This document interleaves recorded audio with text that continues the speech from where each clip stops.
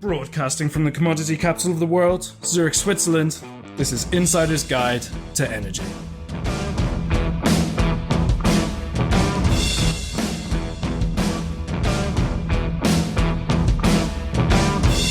This edition to Insider's Guide to Energy is brought to you by Fidectis. Go to www.fidectis.com for more information.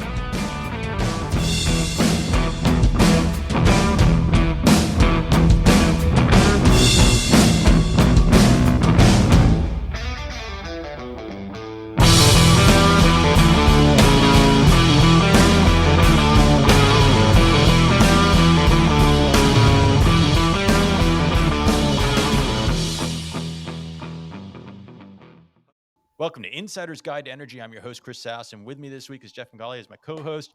Jeff, I am really excited about this week's show. We have RMI on the program. Tell me what you think we're going to talk about today, and where do we go with this episode? Well, Chris, I'm really excited. We've got new CEO, Jon Creyts at RMI, and what's wonderful about this is RMI covers so much ground that I'm not actually sure where this is going to go. And I'm excited because I don't know about that, but I'm sure that wherever we go, we're going to learn a ton on this show. Yeah, I find RMI is extremely influential. It really makes a big difference. I've been on panels with RMI in the past at shows, and I really want to hear where they're going. So rather than you and I going back and forth, why don't you bring your guest on, Jeff? Yes, so this gentleman, Jon Creyts, he's been at RMI for over a decade. He's taken over the leadership as CEO, but has a deep and extensive career in the sector. He's an engineer by training, started off actually at Lockheed Martin in their famous Skunk Works program, and spent over a decade at McKinsey, including some of their pioneering cost of abatement work. So I'm sure we'll get into that a little bit at the end, but let's hear it from the man himself. Jon, welcome to the show. Jeff, Chris, delighted to be here. Thanks so much for having me. Really humbled that you hold our institute in such high esteem, but we're doing what we can at this moment. So critical for us to solve the energy transition right now. Jon, catch us up a little bit, because I think I keep seeing more and more out of RMI. So I've lost track of all of the different things that you do. Help us understand, how do you frame the mission of RMI? Where are you guys in terms of the number of employees, number of initiatives? How do you characterize where you are as an organization? Yeah, Jeff, so 40-year-old organization, right? Founded by Amory Lovins.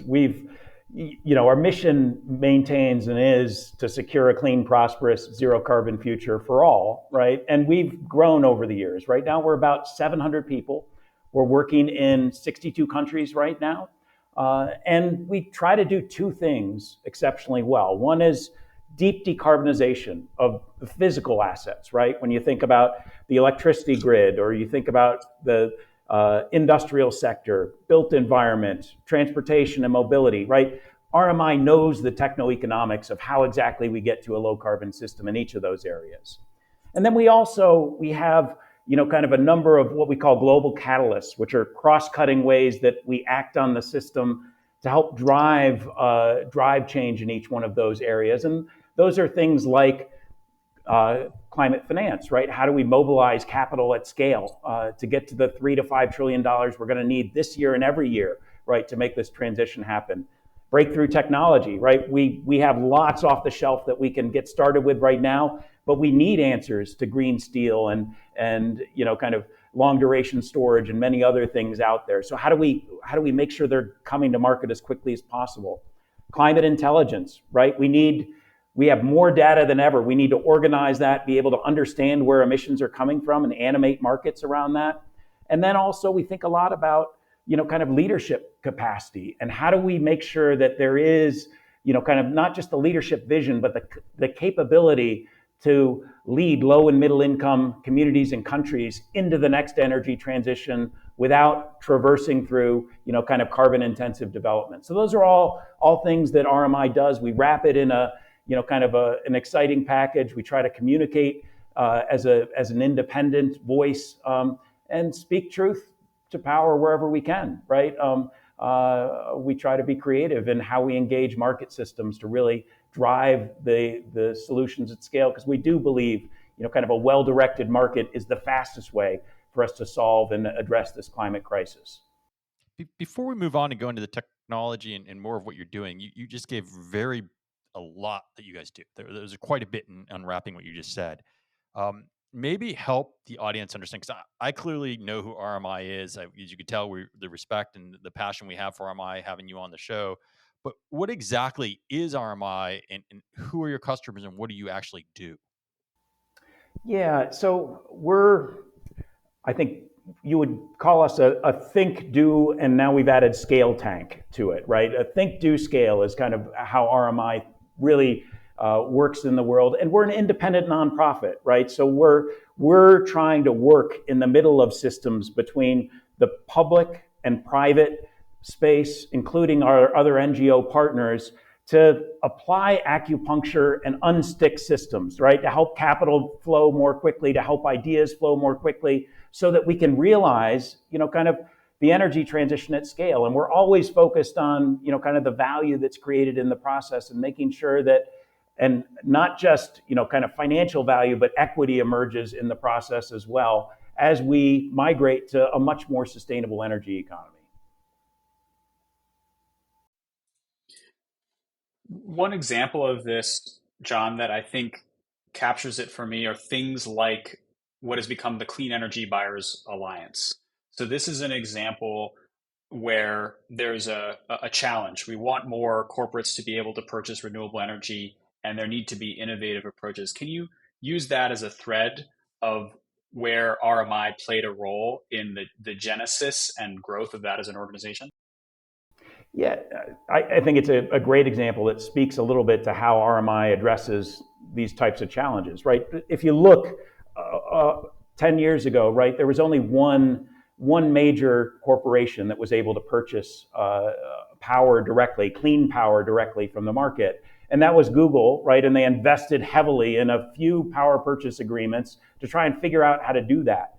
And they struggled, right? And RMI saw this and also heard many other corporations saying, we'd like to be able to purchase clean renewables directly. Help us do that. And so RMI pulled together the start of the Clean Energy Buyers Alliance and started building up, kind of some of the capacity within the procurement functions of large organizations for how do you think about, not buying, kind of pencils and ship truckloads of equipment, but instead forward strips of energy, right? How do you manage the risk around that? How do you think about procuring?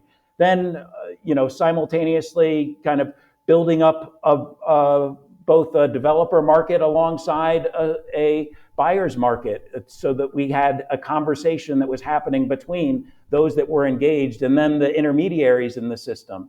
We started, kind of holding regular meetings to bring these groups together and tackle real problems like standardized contracts, and moved from PPAs to virtual power purchase agreements, and innovated, contracts for differences together.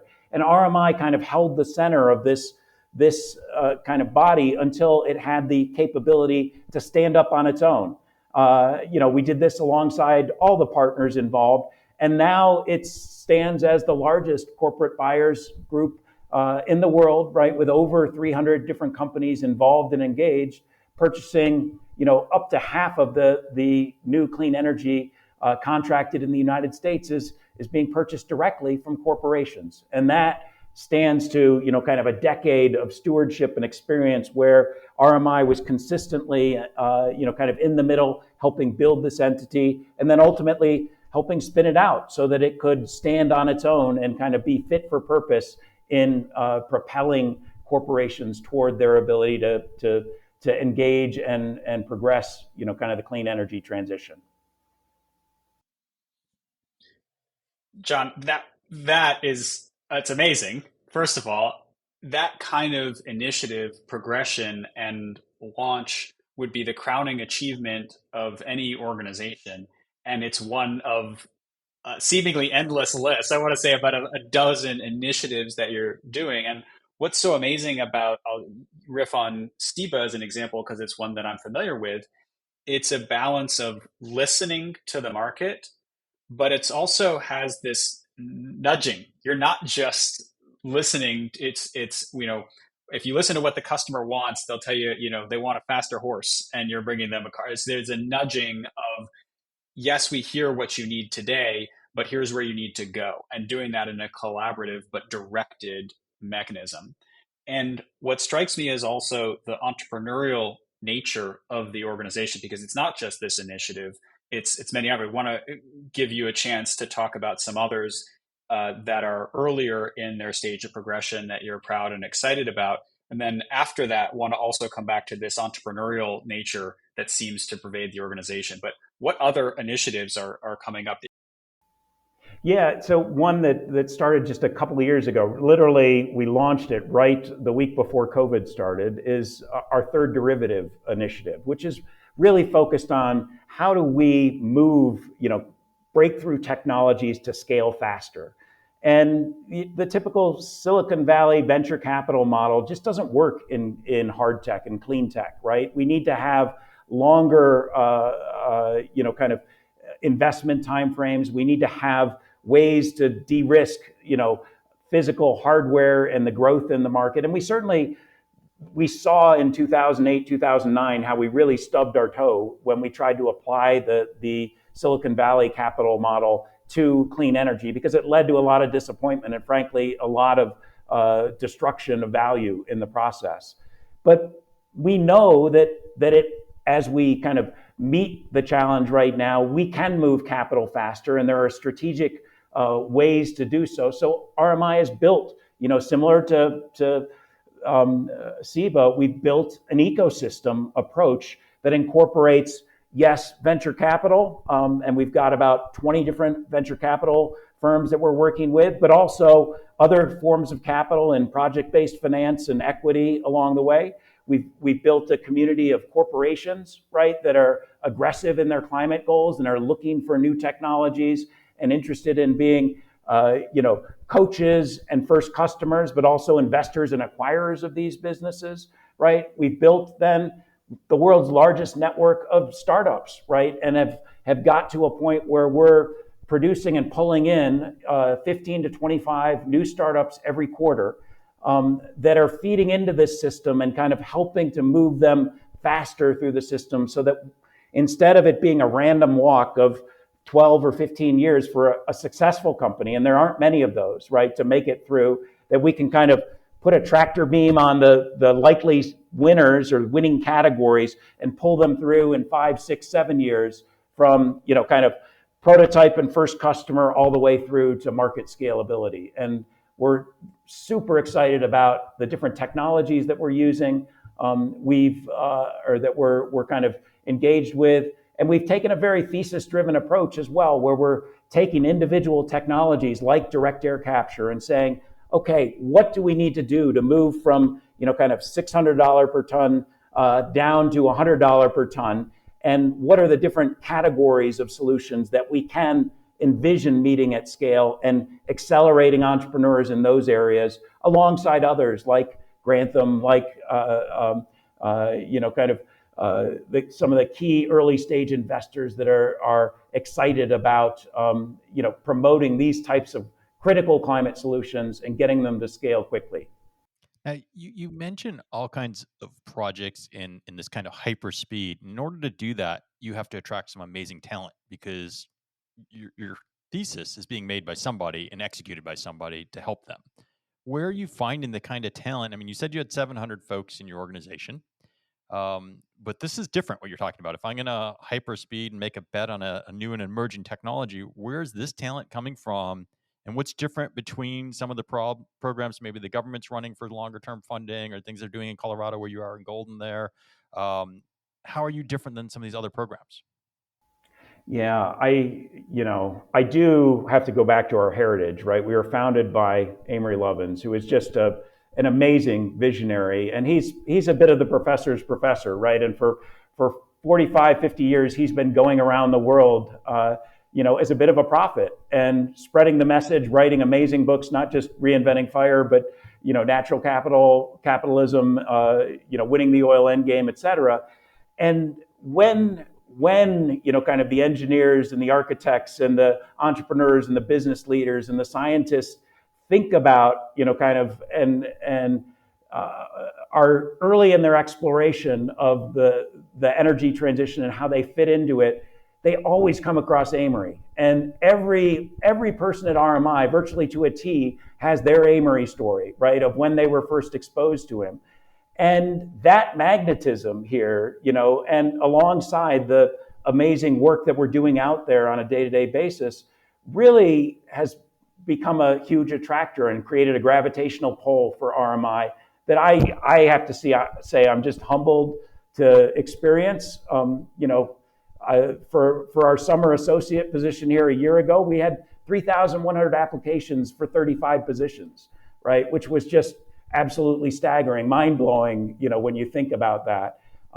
We're fortunate to be in the position that we are, but at the same moment, I'm excited to see this level of talent, whether they're inside RMI or beyond RMI, focused on this issue right now because we need it, right? We're in a planetary emergency right now, and the fact that the best minds in the world are focused on energy should be invigorating, exciting for us all. And that's where, kind of hope and optimism. And at RMI, we think about applied hope, right? We think about it's not enough to be hopeful, that we really have to work to will into existence that world that we so desperately want and need, right? And that in the process of doing so together, we actually create the world being worth being hopeful for, right? That is RMI. That's what attracts people to us, but that's also the exciting, solution for us as a planet that we all have to help realize, activate, and mobilize at this critical moment. I love that applied hope. I'm going to use that. That's very, very practical and pragmatic, but also an optimistic take. And going to keep coming back to this theme of balance. So you're attracting deep technical expertise, but also have an awareness of the financial side. You mentioned techno-economic analysis. And it's miraculous to think of an organization that can launch something like SIBA, which is very corporate and procurement focused, but then turn around and also launch something like Third Derivative, which is much earlier stage, different type of capital, entrepreneurial. Can you tell me a little bit more about the process internally that fosters so many ideas, but doesn't get pulled apart by trying to chase too many at the same time? Yeah, this is something you're hitting on, both the magic and the challenge that I have as a CEO, right? Because RMI, we have inherently curious people on staff, right? And we try to support and create entrepreneurial room for them to investigate ideas and take them further. At the same time, as we grow, if we have too many people moving in different directions, you wind up not being able to create the impact at scale that's really required. And this moment, right, where we are right now, requires impact at scale. And so I've really challenged our team on how do we ensure that there is both that balance of entrepreneurialism and focus.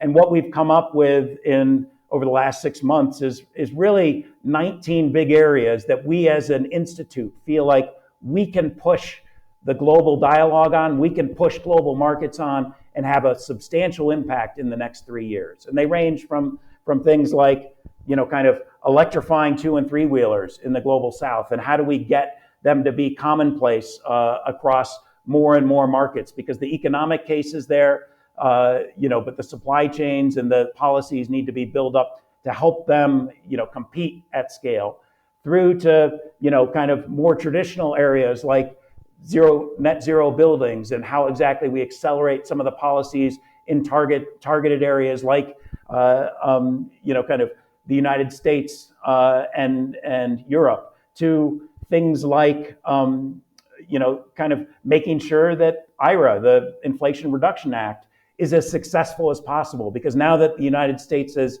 taken the position and really put some political heft behind it, it has to be successful, right? We have to see the projects emerge and the showcases emerge that convince capital around the world that this is the smart bet, right? That this is the way of the future.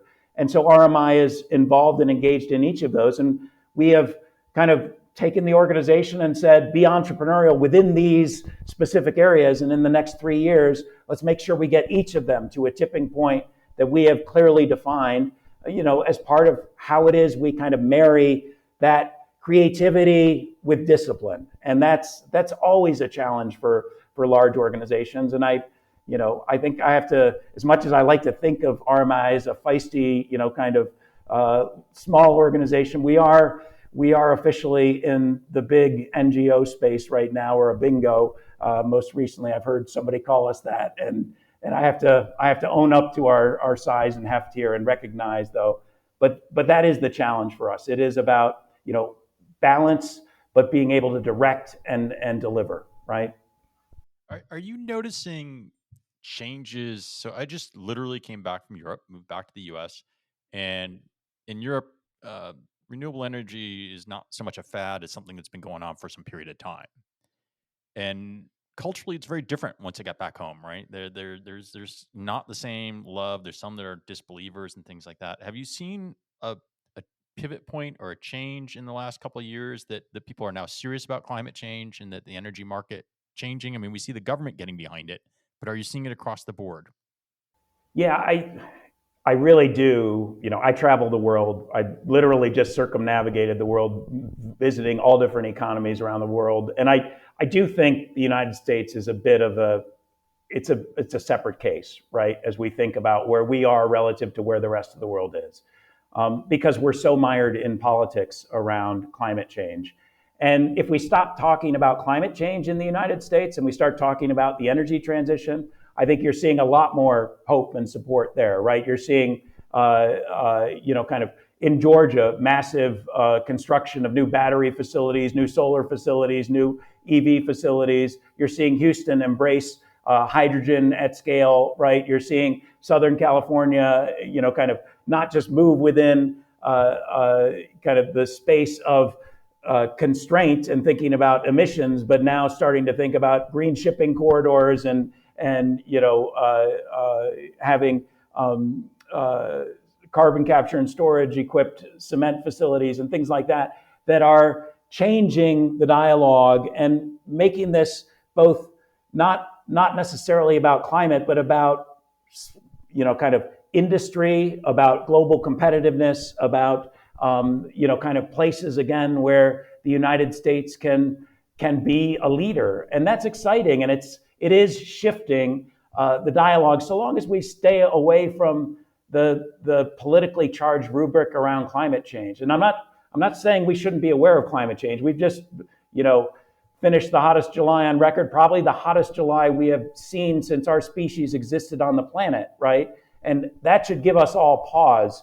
But in the United States, right, this particular conversation needs to be about jobs. It needs to be about resiliency. It needs to be about kind of leading and developing new markets. And all of those are true for the energy transition right now. Jon, you've outlined a global mission, but I want to bring up another tension here, which is you've also talked about the IRA, US as a global leader, building jobs at home. So how much do you think about your mission as that global, helping each country around the world develop versus a more US-centric America as a leader in the sector? And do you find that as a tension?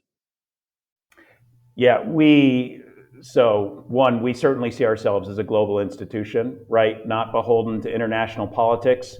I myself spent, the better part of a decade working with China on their energy transition. We working alongside the senior leaders from 2012 to 2016, in particular, helping to shift dramatically the aspirations around the 13th five-year plan, which was when China, kind of shifted from coal dramatically toward renewables.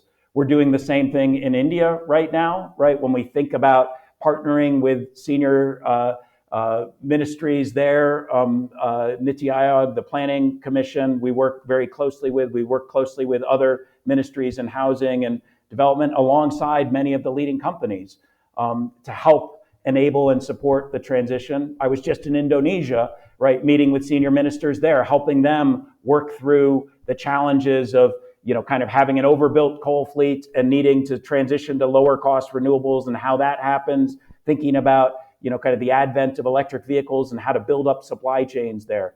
These are all things that RMI engages on, and we do so with an eye towards supporting the world, right? We're in it for the planet, right? We're thinking about how do we make sure that we as a species don't destroy ourselves here, right? That we ensure that this transition provides the maximum benefit for everyone.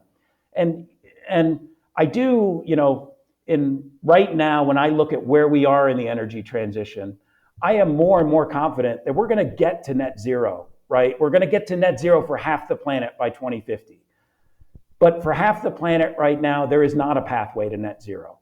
And if we don't all get to net zero by 2050, we all lose. So we have to redouble and figure out financial flows to the global south. We have to figure out ways to move technology faster. We have to figure out ways to share, right, in the overall resources that we have right now as we create more abundance going forward, even if we've hit bottlenecks in global supply chains, et cetera.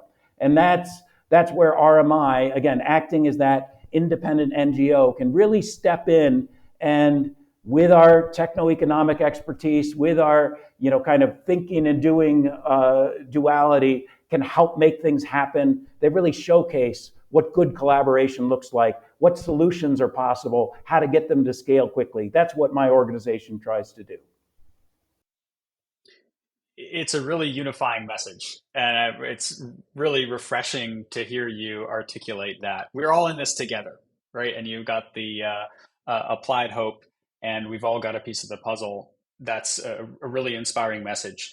You also mentioned some concerning notes, and we were talking about tipping points. So I'd love to hear from you what you're most concerned about. You mentioned the hottest July on record. We're seeing record North Atlantic sea surface temperatures. So tell us a little bit about what you're concerned about, and then want to also let you balance that out with your applied hope message. What are the things that you're most excited about on the optimistic side? Yeah, I think what should be disconcerting for everyone, hottest July, right? All the different warning signs that we're seeing in current flows, in glacial melts, in methane releases from northern latitudes, et cetera, that all suggest that we're hitting tipping points faster and earlier than we would have expected in the global environment, which means we've got less and less time, right? The World Meteorological Organization just upgraded a month or two ago its estimate that, kind of within the next 5 years, there's a 2/3 chance that one of those 5 years will be at or above 1.5 degrees Celsius increase, even if temporarily. And so that says we're knocking on the door right now, and we need to mobilize at scale. And that right now there is a fractured politics globally, right, that is challenging our ability to move at scale. And the more that China is isolated, right, the more that we are not, kind of engaging holistically against this problem as one planet, the more challenges we have, right? We need to agree in the end that solving a problem as complex as this requires unity and purpose, and that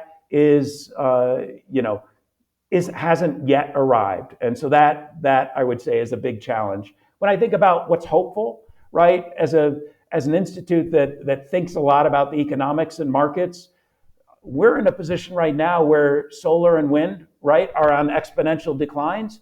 They have been growing cheaper and cheaper, year by year, and they're now cheaper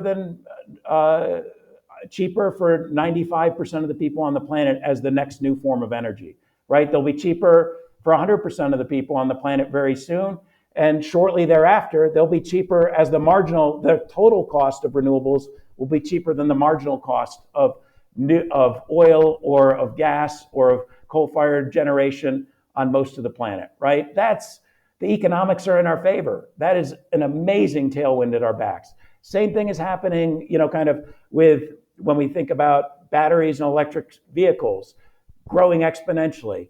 or very early stage, but hydrogen electrolyzers starting to move exponentially at scale, right?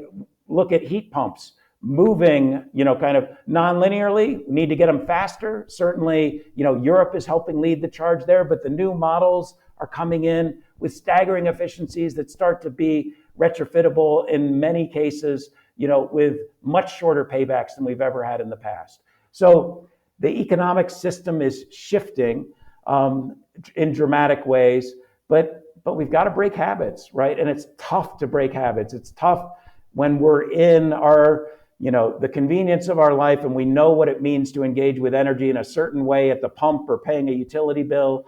We don't think about change, and we don't necessarily want to add that to all the other things that we need to do.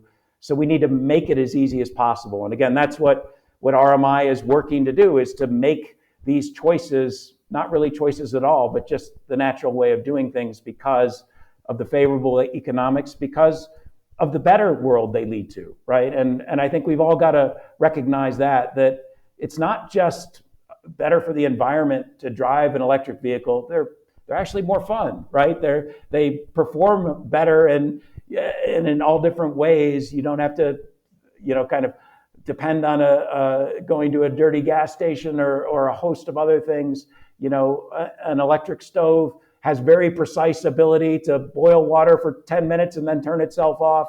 And as we think about things like that, we can expect that the innovation is going to keep propelling us toward not just the answer, but toward better answers. I think what you said that resonates with me is the economics, right? So as an American, I look at the world as free market and economic, right? And if you look at solar, I think even though corporates had sustainability goals long before it got so popular, it wasn't until behind the meter really saved you money that it really took off. And if I look at mainstream, I think when it's more cost effective to have an electric car because your total cost of ownership may be less, that makes sense. And people start looking at that, right? I think the economics drive a lot of the behavior to change. So I tend to agree with that. And then, I guess that aligns with what you were talking about, helping jumpstart companies that had technology cycles so that there are options at scale in the market. Heat pumps, housing, things that are really inefficient that make a big hit for energy. Those are things that I like to see. What's a pet project that you've seen or you see in the near horizon that you're excited about that maybe we don't all know about, or maybe we do know about it, but you're really bullish about? Yeah, I mean, Chris, if we go back to this idea that economics win the day in the end, right? And if we can just change things quick enough, one of the real areas of potential right now that we're focused on is 2- and 3-wheeler electrification, right? Because it's about a quarter the cost overall per passenger kilometer to drive an electrified 2- or 3-wheeler than it is to drive an internal combustion engine one. And you get all the benefits that these vehicles are used in urban environments, and you get rid of the particulate and air pollution locally and all sorts of other things. But the supply chains aren't built up, and the awareness isn't there. And so when we think about when we think about electrification of vehicles too, it's happened very much with the Tesla top-down model, right? Where it was always the people who can afford it the most were the first users. But in this case, it's actually the people who are going to benefit the most starts from the bottom of the pyramid upward. And so we've been working in India to help drive and seed a 2- and 3-wheeler market at scale there. We created a program called Shunya, which means zero in Sanskrit, and have been working alongside the government and now about 150 different companies, ranging from rideshare companies like Uber and Ola through to delivery companies like Amazon or Flipkart that are working alongside us to create urban deliveries and make sure that as a high use segment, whether it be a package or a person, that in urban cores in India, they're being delivered by zero carbon resources. Last year, when we launched the program, our first year, we had 150 million zero carbon deliveries, right? That are now growing. The program has just been, kind of launched its second year with a big brand video, and it's going out to beyond a few major cities in India, out more broadly across each of the states. And we see that as a model that isn't just for India, but can easily move into Southeast Asia, can easily move into sub-Saharan Africa. And so we're working with and alongside governments and leading companies in Nigeria, kind of in Indonesia and Vietnam, in, kind of the rapidly emerging areas, so that we not only seed the idea of low carbon transportation, but we also, one of the elegant elements of this solution is that you can build small supply chains here that allow for local industrialization in the process. And that then, kind of has a virtuous cycle of creating diversified supply chains here globally for manufacturing, and brings more green jobs to more of the world for more benefit. That's kind of one exciting area that I'd love to share. I can go into on the IRA side, right? But coming back to the United States here, we're tracking about $750 billion worth of investments between the Texas Gulf Coast and Southern California of new projects that are coming into being right now. And we're already working with 22 of them, specifically on things like green ammonia plants, on building out electrified freight corridors and drayage systems, on sustainable aviation fuel at airports, right? And we're seeing, kind of large scale developments and helping sit between the corporate owners, the investors, the city and town councils, the community-based organizations, and helping move that wheel a little bit faster so that each of these projects gets to final investment decision and puts real money down to really start building. And already we're seeing that construction happen. So, kind of moving from two disparate parts of the world, we're both participating in and seeing these types of large scale shifts. And that for me is exciting. It's exciting to think about RMI's role in it, but even more exciting to see the real physical change happen. Jon, it's hard to imagine somebody more seamlessly going from two-wheeled electric mobility in Indonesia to sustainable aviation fuel to moving away from coal in China, and you cover it so effortlessly. We have to talk about your background. How did you get here that you can so easily cover really global, multi-sector, multi-asset, techno-economic topics? Tell us a little bit about your formative experiences, whether that's McKinsey or early RMI, that helped get you to this position. Yeah, I'm one of 8 kids, right? And my father was an engineer, my mother was an artist, but my father was in the energy industry. So I kind of had a jump up on it very early on, even if he was building coal plants and nuclear plants and thinking about those types of things. It was part of my, kind of my early consciousness. But it really, I took on the engineering mantle. I learned how things work technically. My time at the Skunk Works was phenomenal that you referenced, right? Being able to see what technology could do. I was using 3D printers in 1992, right, to build prototype aircraft. And just having that window into what exactly you could do was quite extraordinary. But I did, I decided early on that I really wanted to focus on climate change, and that was a critical issue. I did my graduate work at Berkeley on circularity, and I joined McKinsey really thinking that I was going to be there for a couple of years to get the equivalent of an MBA after I finished my PhD, because I just couldn't see myself going to school any longer. And I wound up staying there for a dozen years because there was such a rich opportunity to engage business and leadership on these issues.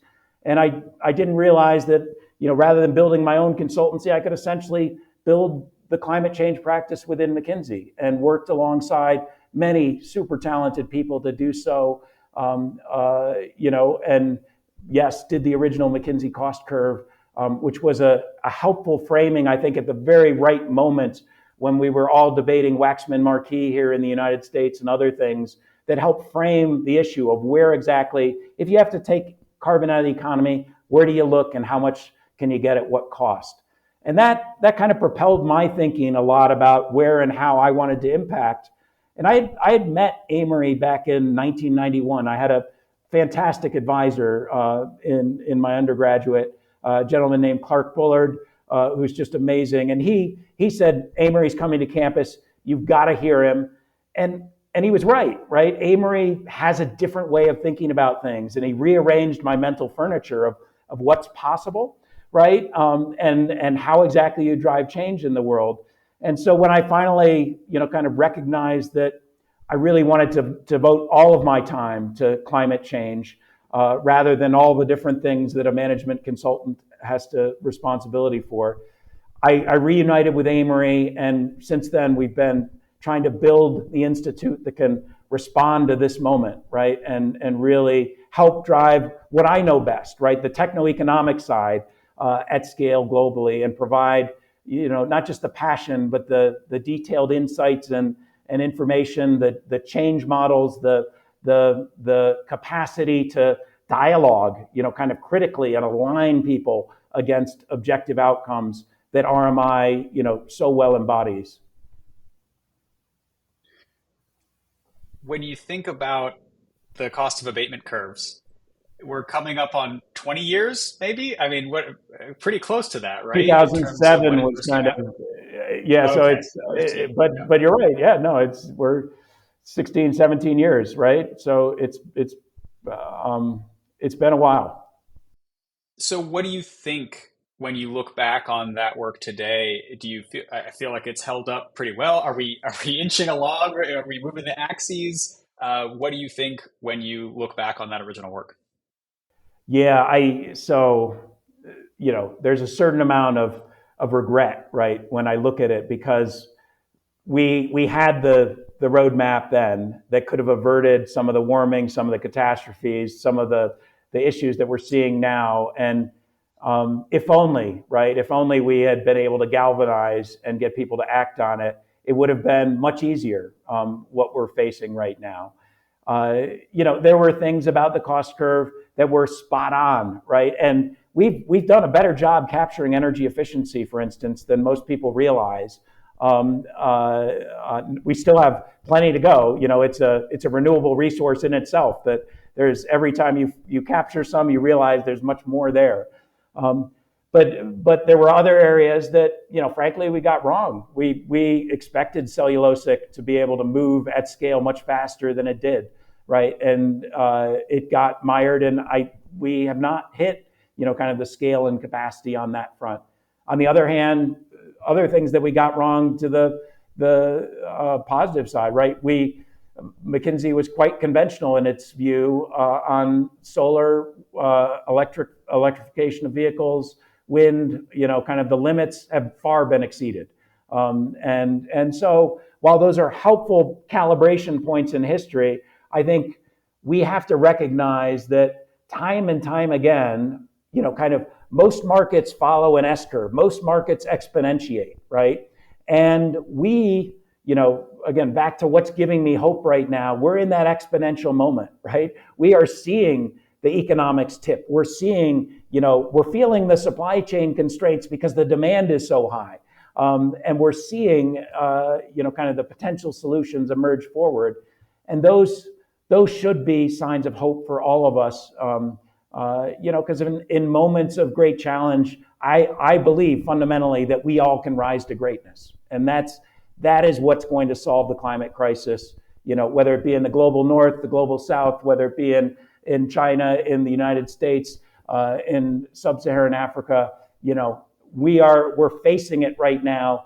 And yes, we can harness ingenuity to get there, right? Especially because we know so much about what the toolkit is to do so. So you mentioned the challenge. You talk about an optimistic picture, perhaps, that this can be achieved.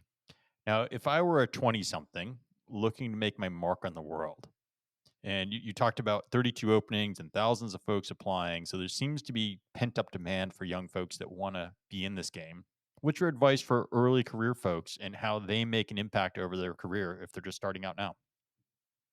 Yeah, uh, there is so much opportunity, right? And I look at it from a from a career perspective. There is not an industry or an issue that is more rewarding and more in demand, more in need right now than how exactly we manage this energy transition. It is, when you look at the sheer size of it, we have never, as a species, gone through the level of economic opportunity, the level of reconstruction, that we're going to go through. And so, as an early stage career person, I would see this as unlimited opportunity, right? So then the question is, kind of, how do I engage with it? And I firmly believe that experience informs, right? It informs success, it informs passion, it informs direction. And so less important than finding the perfect place is finding a place to step in and contribute.